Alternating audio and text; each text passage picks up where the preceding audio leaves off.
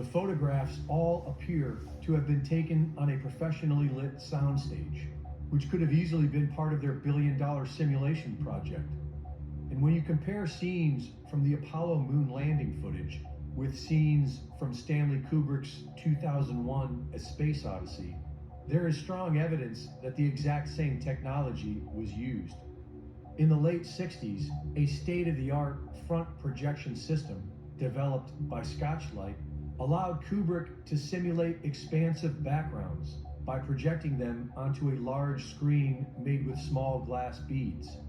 The giveaway for this cinematic trickery is that the foreground must always hide the bottom of the Scotchlite projection screen in the background. In order to do this, the bottom of each set needs to have a complete horizon line between the set in the foreground and the screen in the background.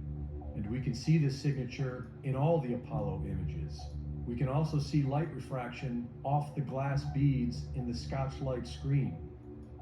The lunar module appears to be cheaply constructed with tinfoil and Scotch tape, and the 10,000-pound thrust rocket on this flimsy craft didn't even leave a mark in the ground beneath it. There is no moisture or discernible atmosphere on the moon, and yet we can see mud and dust being flung into the air. In an original recording between Houston and astronauts on the moon, a reply is heard instantly, which would not be possible from that distance. Roger, Jim, copy. And are you progressing towards Dune Crater now? Yes.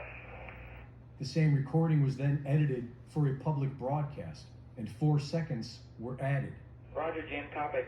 And are you progressing towards Dune Crater now? Yes.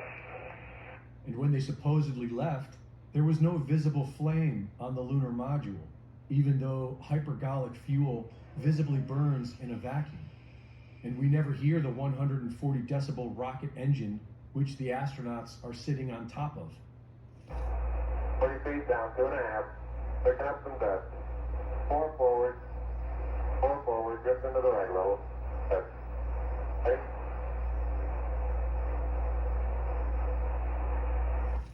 During takeoff, when it would have been burning at its loudest, an astronaut plays a musical recording, accentuating how quiet it is inside the craft.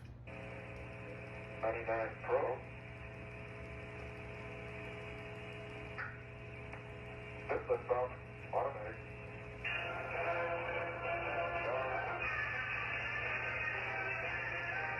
We've been unable to track it down. I mean, we don't know where this telemetry data ended up, and we don't know what path it may have taken. So, unfortunately, I'm afraid I can't really give you much of a clue as to where this data ended up